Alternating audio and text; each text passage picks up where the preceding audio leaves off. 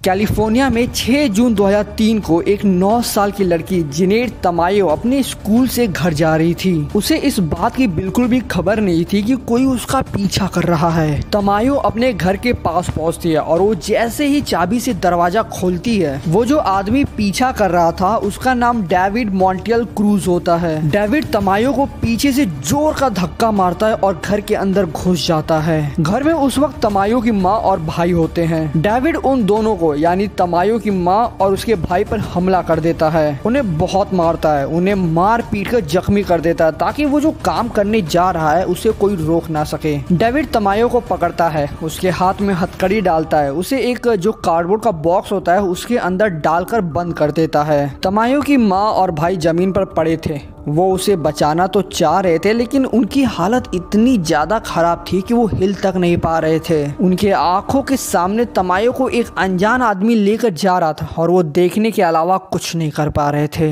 David तमायो को अपनी car में लेकर वहां से चला जाता है। तमायो अब एक कार्डबोर्ड बॉक्स के अंदर बंद थी, उसके हाथ में हथकड़ी थी, उसे कार की वाइब्रेशन और आवाजें सुनाई दे रही थी। अब ऐसे सिचुएशन में कोई भी हो वो डर जाता है, घबरा जाता है, चिल्लाने लगता है, लेकिन तमायो बिल्कुल चुप थी। हालांकि वो भी अंदर से डर रही थी लेकिन उसके दिमाग में सिर्फ एक ही बात चल रही थी कि मैं अपनी माँ और भाई के पास वापस कैसे जाऊंगी। डेविड उसे अपने घर में दूसरे फ्लोर के बेडरूम में ले जाता है। वो रूम के दरवाजे को बंद कर देता है, रूम की सारी विंडोज को बंद कर देता है और लाइट को भी कम कर देता है। ये सब करने के बाद वो जोर से तमायो को ऊपर चिल्लाते हुए बोलता है कि अगर तुमने भागने की कोशिश की तो मैं तुम्हारी फैमिली को मार डालूंगा। अब तमायो थी तो बच्ची ही ना, उसे डर लग रहा था। वो कई बार बीच बीच में रो भी रही थी लेकिन उसने अपना दिमाग चलाना नहीं बंद किया। वो बार बार ये सोच रही थी कि मैं क्या करूं, मैं कैसे यहाँ से बाहर निकलूं। डेविड जो तमायो के हाथ में हथकड़ी बांधा था उसे खोलता नहीं है क्योंकि उसे लग रहा था कि कहीं तमायो भागने की कोशिश ना करे। उस दिन डेविड तमायो को सेक्सुअली अब्यूज करता है, उसे कई बार धमकाता है। अगले दिन तमायो डेविड को अपने माँ भाई स्कूल की कहानियां बताने लगती है। वो डेविड से जानबूझकर खाना पीना मांगती है ताकि वो उसका भरोसा जीत सके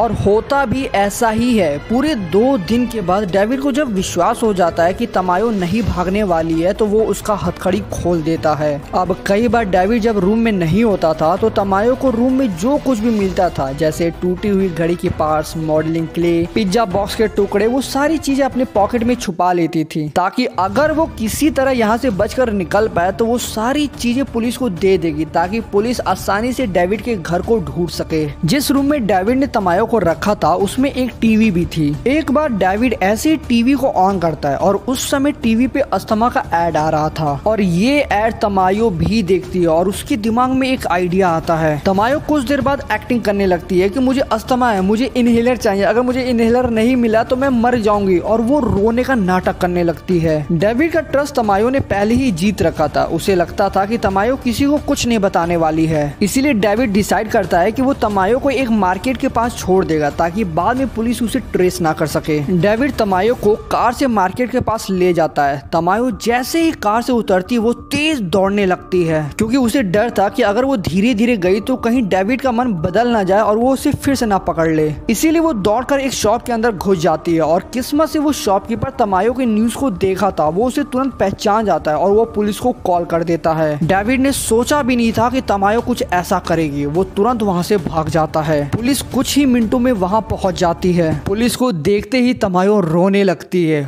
पुलिस भी उसे शांत कराती है, उसको सेफ फील कराती है। अब बारी थी डेविड को पकड़ने की और तमायो ने पहले से कई सारे एविडेंस कलेक्ट कर रखा था। उसने पुलिस को डेविड के घर का हर चीज बताया, जैसे कौन कौन से फर्नीचर थे, रूम कैसा दिखता था, उसका लेआउट कैसा था, उसके घर के एंट्री पॉइंट कैसे थे। जो जो चीजें तमायो ने देखा था वो सारी चीजें एक्सप्लेन करती है। तमायो पुलिस को सारे एविडेंस भी दे देती है जो वो अपने पॉकेट में छुपा कर लाई थी। और सिर्फ यही नहीं, तमायो को वो रूट भी थोड़ा बहुत याद था जिस रास्ते से डेविड तमायो को मार के छोड़ने आया था। पुलिस की टीम तमायो के इंफॉर्मेशन और उसके एविडेंस को फॉलो करती है और कुछ किलोमीटर बाद उन्हें एक ऐसा घर मिल भी जाता है जैसा तमायो ने बताया था। पुलिस उस घर पे रेड मारती है और उन्हें वहाँ डेविड मिल जाता है। अब एक आखिरी सवाल रह जाता है कि डेविड ने ऐसा क्यों किया। तो दरअसल डेविड का इरादा तमायो को सेक्सुअली सेक्सुअली असॉल्ट करने का था। उसने बस रैंडम तमायो को स्कूल से घर तक फॉलो किया था। डेविड के ऊपर किडनैपिंग, चोरी, मारपीट, सेक्सुअल असॉल्ट और भी कई सारे केसेस थे। डेविड को जनवरी 2005 में 102 साल की सजा दी जाती है। एक 9 साल की लड़की ने वो कर दिखाया जो शायद बड़े बड़े लोग भी नहीं कर पाते।